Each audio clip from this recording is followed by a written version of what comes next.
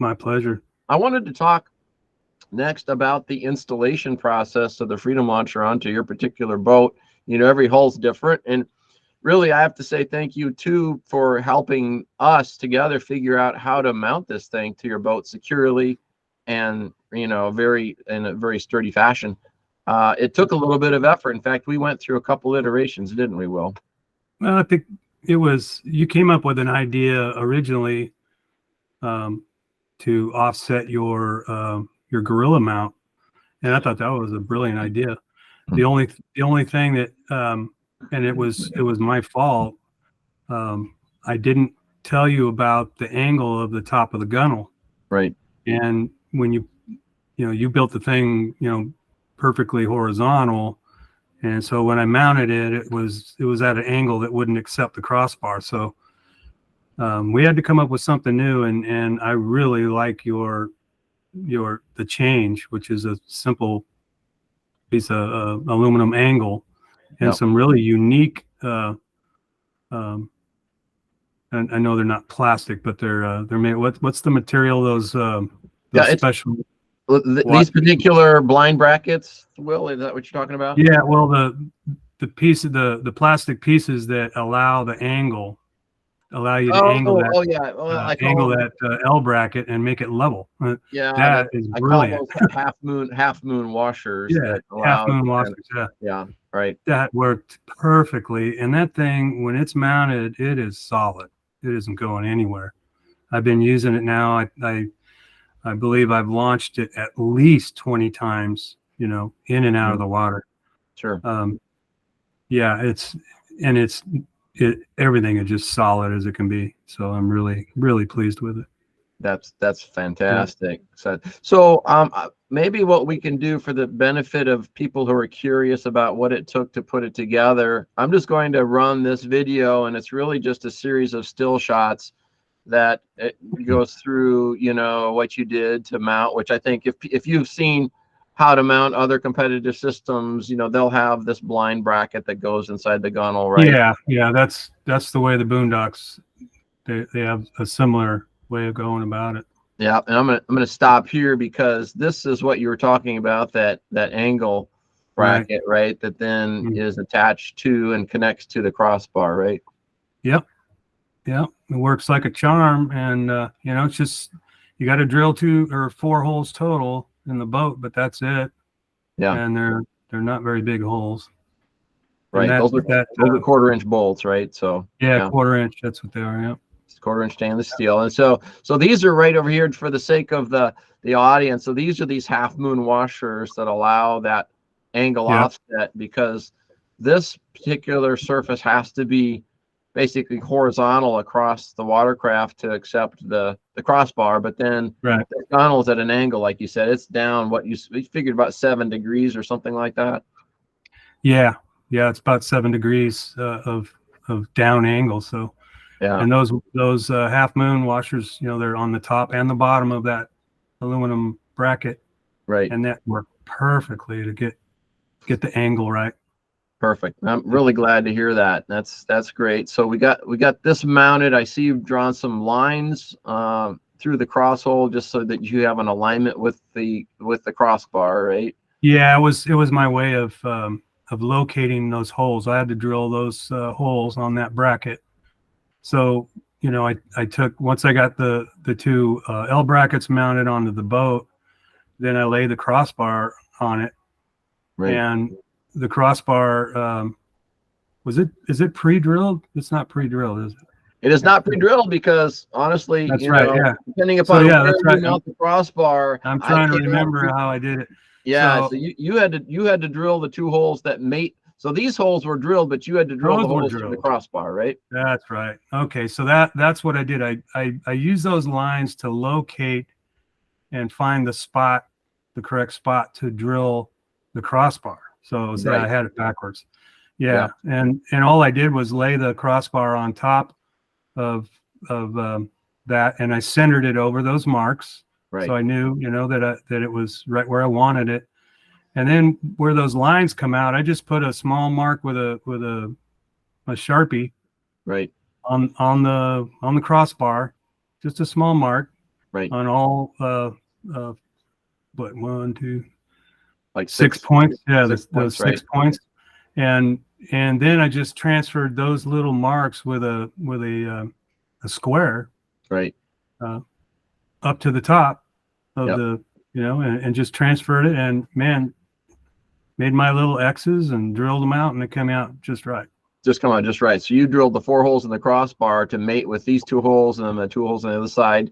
That Exactly. provides, and that's the thing about it is that crossbar is rigid, and so you get a whole rigid structure across the kayak. Man, And I think and it helps to transmit both the vertical and the torsional loads to both sides, which provides that forgiveness of the mounting system. That's part of the secret sauce. And not to mention how wide you've got those bolts Right. into the hull. Yeah. That spreads that load out real well, and I think that's wider than any of the competition. So that puts less stress on the boat when you can widen out. The wide placement of these bolts really, like you say, it helps to reduce those torsional loads because of the moment arms longer. So, and that's it's been working great. 1/4-inch bolts, and it's 5/16 here because it's a tighter. You've got all that torsion going into those main bolts in the crossbar, but then it's relieved by that long moment arm there. So that's one of the real secrets to helping be soft on the boat is what I believe in terms of our ability to help the user have a soft load on the hull, softer than the competition. So correct. So this is, I think that's your picture, isn't it? Yeah, that is. I took that just to show the parts, Yeah. And the pre-drilling of those holes are pre-drilled, ready to go. Yeah. Okay. And there's a little bit of forgiveness there, so that's more of an oval. So you can kind of slide. Yeah, that was a great idea because it needs that, because the thing has to roll, slightly to get to that horizontal position. Right. So yeah, 7 degrees. I mean, it's got to roll 7 degrees. It's got to roll 7 degrees now. And I'll just say that this is a first production unit which was provided to you, but then after you installed it, we found out that probably these holes needed to be a little closer to the angle, right? Yeah, that's correct, to give a little more space under the Hobie H rail. Under the H rail, where the top of the bolts when you bolt it down. So I have some production units now, so that have moved that about 1/4 inch. I give still room for the washer, and that will probably help the next user. So you've kind of borne the pain for the rest of the tribe by being the first guy to do the install, and it worked for you. And I'm very confident that it's right. It came out. It was easy, to remedy with a couple of washers underneath the H rail bracket. To give it a little more space. So I didn't want that H rail touching those bolts, and it misses by about 1/8 inch with a little bit of, couple of fender washers. Sure. I believe that one of the competition that has, I guess that's the Boondocks, their crossbar doesn't fit under that rail either. And they actually make a spacer to do the exact same thing. Got it. So you could probably get, or you could have one made, or you could make your own that looks nicer. Theirs looks nice because they had to have something. Sure. Whereas if you drill those holes closer to the angle, right, you can just have it in the stock position. That I'll look forward to making sure that happens and seeing. If not, it would not be a problem to make like a black spacer similar to the wheel. Will, you can replace that wheel spacer washer and use it there instead, right? Yeah. That's kind of an inside joke. Maybe we'll talk about that another time. But all right. So now this is a picture where you actually have drilled all 4 holes. You've got the crossbar mounted, and so you've got the mount mounted to your kayak, and then the crossbar mounted to the mount, and as we can get a pretty good look at this accessory rail as well. Right. Yeah, that's sweet. And it actually, when you explained it, how you were going to mount it, before you said it, but you did say it. I thought, well, that's going to even further stiffen that crossbar, and then you told me that it actually further stiffens the crossbar by building it like a bridge the way you did. Yeah. So yeah, that's a super stiff setup there, and the material you use is lightweight. So yeah. Right. Yeah, You got that's aluminum 3/4 inch. crossbar, and That's 3/4 inch accessory rail. You got access ports on either side, and then there's a color coordinated tan spacer that offsets at another 3/4 inch. So like you said, it is kind of a bridge with 3 pillars. Yeah. And I believe, yeah, I'm really interested to see. In fact, I'm a little bit jealous because my boat doesn't have this right now, Will. right.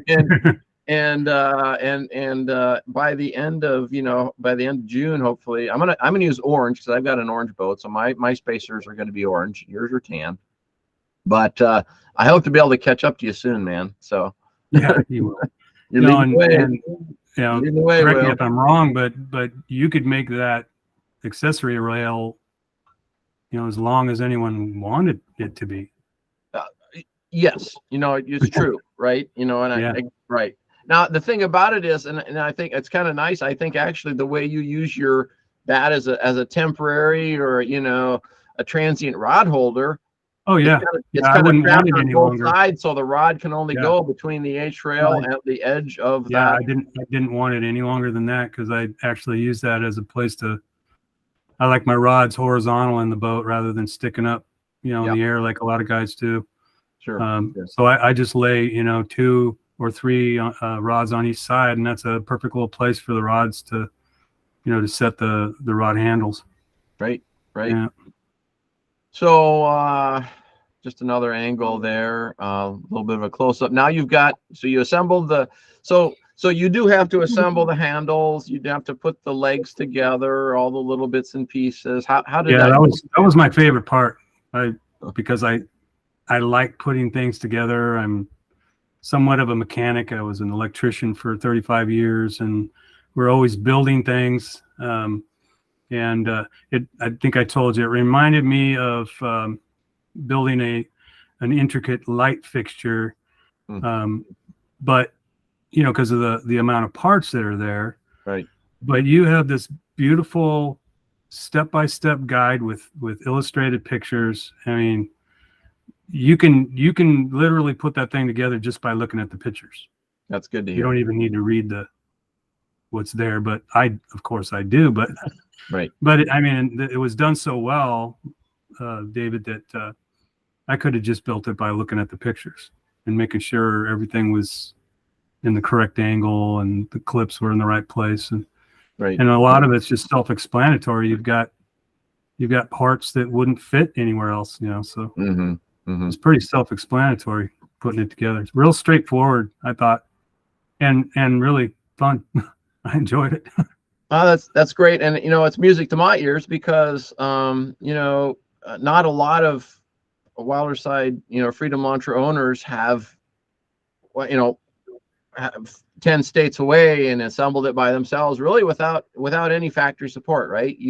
It was shipped to you and you put it together, and I was waiting to hear, and I resisted calling you because I thought, I don't want to bug you. I kind of want to see how you can do on your own. And lo and behold, pretty soon it's like, I got some pictures to share with you. It's like, great, I want to see them. Yeah. And the one hitch, was the first, the Gorilla bracket didn't work. Right. I mean, it worked. It would have worked. In fact, it would have worked fine. But I actually, because all we would have had to do was put some 7-degree wedges underneath the bracket to flatten it out. But I like what you ended up coming with much better, and I think it's stronger, and it's really I like clean things that are real clean, and it's a superior design in a lot of different ways, as you say. The way to go.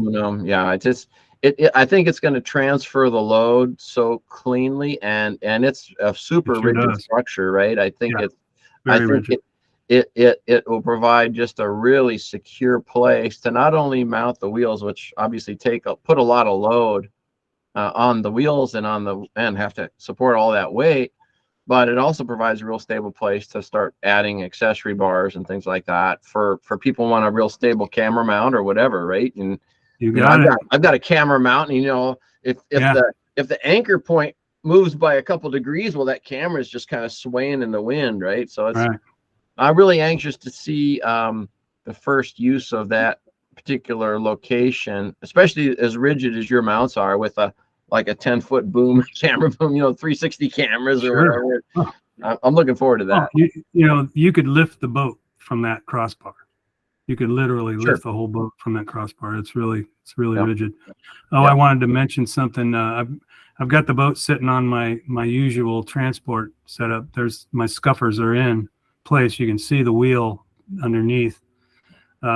Oh yeah, right. I got it. Sure. The difference in width of the wheels is huge, because and I'm sure this happens to others that are using the stock Hobie scuffers. They're so narrow that with all the weight up high, and say you've got all your equipment in the boat and you're trying to get it down to the water, one little spot on the path that isn't level, the boat has tipped over I don't know how many times. Oh, it has. Okay, so you've actually tipped it. And you're trying your best to keep it from falling over, and you're straining yourself. It's such a pain. Yeah. And you got to be real careful and use a lot of arm strength sometimes to keep it from rolling over on its side on sticky situations like that. I don't think I'm any more adventurous than especially some of the younger folks about as far as where I put the boat in. There's several places where I go that it's not meant to be a boat ramp or a kayak ramp for that matter. Exactly. Yep. And so, that's what's cool about kayaks is you can put them in to so many places that a full-size boat just can't get to. And I do that. And those wheels have been, hard to deal with in those situations. Now, gosh, I got so much stability that I feel like I could be on a 35-degree, side slope. Yeah. Side slope and still be able to wheel it across. It's amazing. No, that's good to hear. And that really was, it's a consequence of the design, but it turned out being, a benefit to, I think, many users. And there it is sitting on the wheels in your driveway, right? All ready to go. All ready to go. I think the very next day I took them out for their first spin. And a little bit, this is just a view for folks that this is actually the packaging on right before it got sealed up and sent to you. And we had, some pictures of the wheels and axles. So the wheels, just for those that might be curious, I mean, they are the Railblaza C-Tug wheels, but we have a different axle size. Wilderside uses a 5/8 stainless steel axle, and so we have custom hubs that are pressed in to fit that axle. And so that's the thing to just be aware of. Yep. I'm going to go back and just take a pause there. Just another view of the crossbar as it's shipped. And as you mentioned, I don't know, we talked about it, Will, but one side is pre-drilled at the angle appropriate for your hull, which is, it's not perpendicular, right? The wheels kind of slant in to be parallel to the gunnel on either side. Right. And on this side, it's basically just square. And once you determine how wide you really want the freedom brackets outside the gunnel and the legs clear all the stuff on your particular boat, then the end user is going to have to cut the left side to make it look like the right side, and then drill 2 holes at the appropriate location to receive the freedom brackets, right? That's right. And you supply an awesome tool that makes that pretty darn simple. And honestly, I have started using this tool in production because it's just a much more repeatable process than trying to put X's and drill it on a drill press. And so that tool saves probably a good hour for me. Yeah. Of layout and just having to measure and remeasure and try to get the angle just right, and or maybe I would have had to make something similar right to that. Right. That and saved me an awful lot of trouble. It just worked perfectly. Well, and it's good to hear because, and I wanted to, and those are two critical holes. Both the spacing and the angle have to be just right. Exactly. And then it also has to, so you don't crush the end of the tube because it's just hollow. You've got to put an insert there right where those two mounting bolts go. It's a very high stress area, so it's a very technical joint. And so then once you cut it, then you just slide this insert in, and then the left side looks like the right side, and you're ready to rock and roll. Yep. All right. Very well done. I mean, the whole time I'm putting this thing together, I'm amazed at the fit and the finish of everything. And I'm not just saying that because being an electrician for 35 years, I've had to put together lighting fixtures by the thousands. Right. And right. Some of them are so bad, nothing fits, and you're constantly having to re-drill things and file this and cut that so it fits. And man, what a pain that can be. Sure. And I've had the same kind of thing with I used to fly model airplanes a lot, RC planes. And same kind of thing. Kits come that aren't right, or even what they call an already finished ARF. You got to do so much work to put the pieces in because they just don't fit. Well, this thing, everything fit just great. I think I might have had to free up a hole or two in the plastic. Yep. Just to help get the bolt to slide in easier. I could have tapped it in with the plastic parts are caught on the CNC, and there's a little bit of variability, and I made the holes intentionally very tight. They're tight. It's almost a press fit, but then it's like, all you do is you just take the exact same size drill bit and run it through once, and boom. And the bolts all fit perfectly with no slop. It's awesome. It's 5/16, and you just ream it out. Once you get it where you want it to go, just ream it out real quick, and then the bolt just slides through. And then the key thing is, just for those of you that may be doing it, is after you slide it through the plastic, you want to make sure and clean those threads, because any sort of like debris almost acts like a natural lock nut, and those lock nuts then get double lock nutted, and that can be a bad thing. So right. Yeah. Well, thank you, Will. I mean, it's music to my ears just hearing you, have such a good experience assembling the Freedom Launcher. I've done it several times myself, so it's not like I don't appreciate that, but I do. I'm very happy with the manufacturing process that we've developed to be repeatable and to get the holes and all the slots and everything in the right place, and to be working with some outside manufacturers to do big boy CNC work so that it really does go together well. And obviously, if something didn't work, I'd certainly want to hear about it too, so we can get it fixed for the next user. Now, I just wanted to say on this picture, we did upgrade yours to the black initially.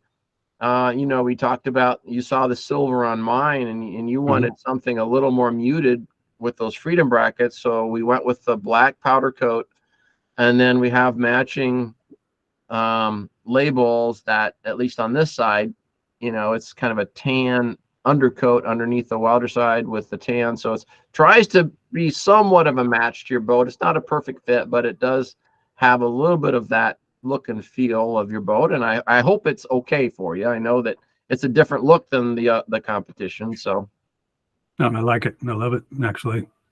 That's great. It's a nice contrast to the boat, and that small just part looks very professional.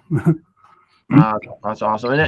And we talked about too the wheels and how they kind of look a little funny when they're in the stowed position, right? I mean, it's right. They don't look like the Boondocks, I guess you'd say. And yeah, exactly. I was concerned when I first put them on, and I saw the angle. I got the axles, and the wheels on, and I saw that angle. I was like, uh-oh, what did I do wrong? First thing I thought was I put, the right on the left side and vice versa, but double checked, and no, that's not it. But lo and behold, you pop those babies down and there's dead straight. So it's all about that angle that inward cant. Yep, because the Freedom brackets are tipped in. Yeah. There needs to be that same angle difference between the pivot pin and the axle hole to straighten the wheels out when they're down, right? And Yeah. I mean, it's yeah, and I thought to myself, what, he must have came across that, by accident, or is he that good of a designer that he figured it out before I he built actually it? did design it in on a CAD program, and before I built one, Yeah. I had it, Yeah, going you up could and see it. down, Yeah, and you could see it on the CAD. Yeah. yeah, you Yeah. can see it. And it's like, well, I got it. It's got to be, the axles have to be, parallel when it's down. So it does whatever it does when it's up. And different kayaks will have a different degree of tilt based upon your hull design. So we have several different designs. This particular design is made for the Hobie PA 12 and 14 to fit, as much as possible like a glove. And I think it looks Right. pretty good. I mean, it's I now love it. now I did want to go and just ask about